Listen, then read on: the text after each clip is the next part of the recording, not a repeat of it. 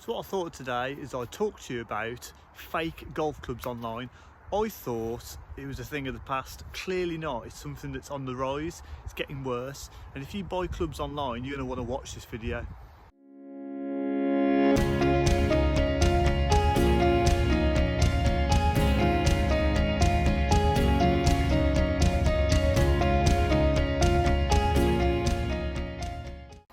So to give you a little bit of pretense on this video, I've been buying clubs and selling clubs online for probably the past 10 years.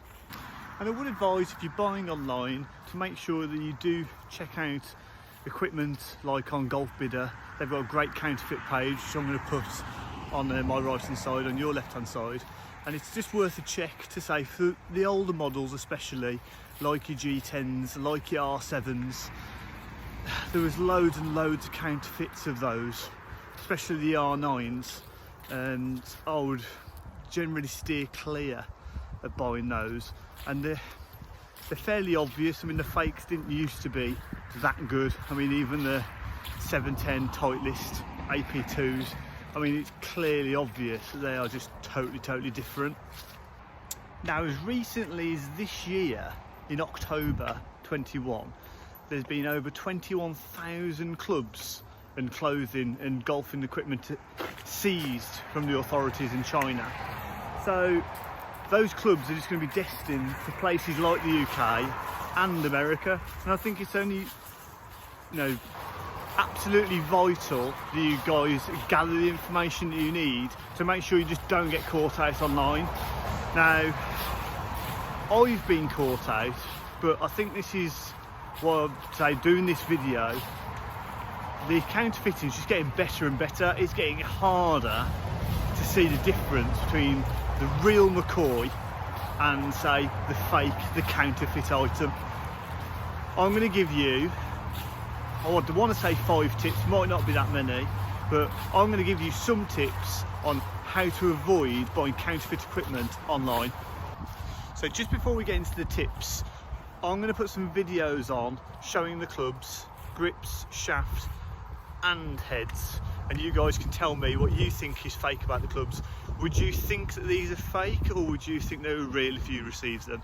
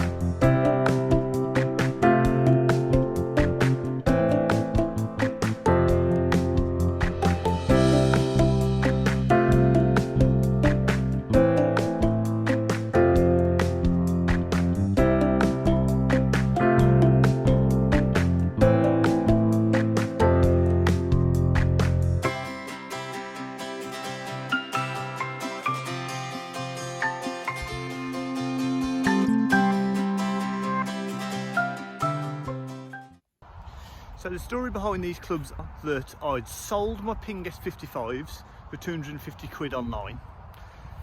I realised I'd got that money coming into my account, so I had a quick look online. I've always wanted some Titleist AP3s or some P719 black.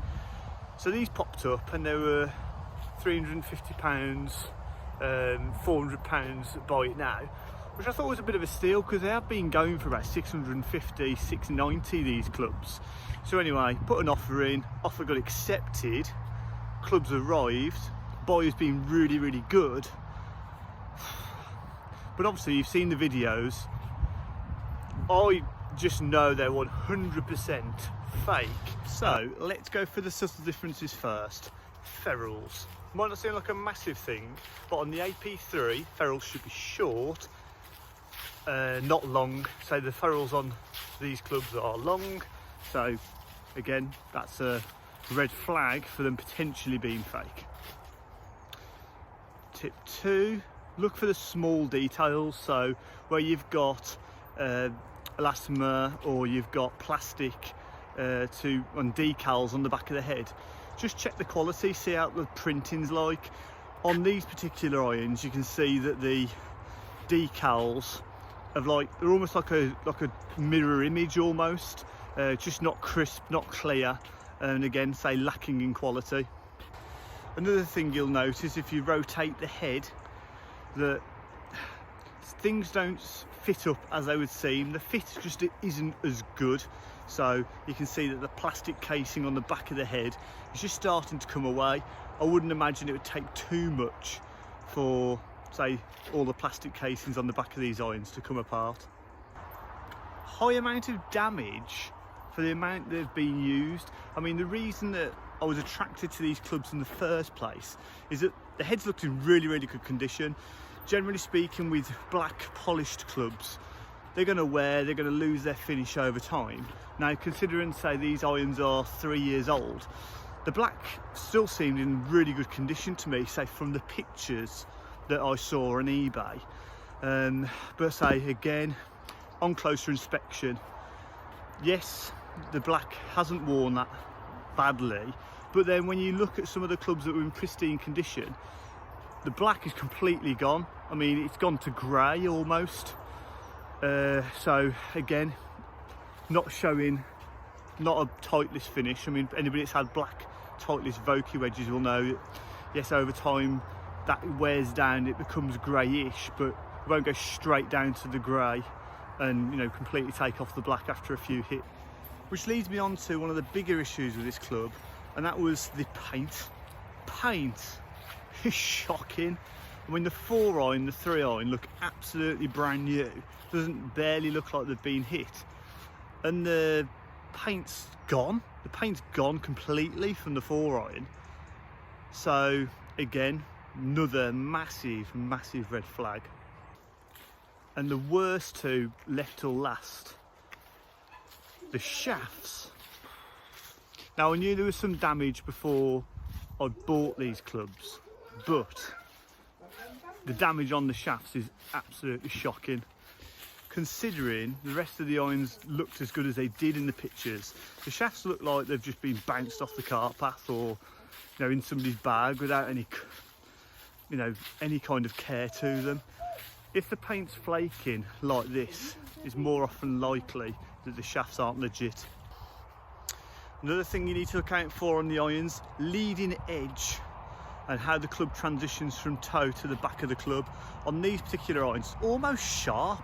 I mean, the AP3s were supposed to have like a pre-worn leading edge so the club doesn't dig in, and then like a smooth transition from the face to the toe. These are sharp. I mean, I've never felt anything quite like it in all my life. Almost like the edge of a butter knife, that kind of sharp.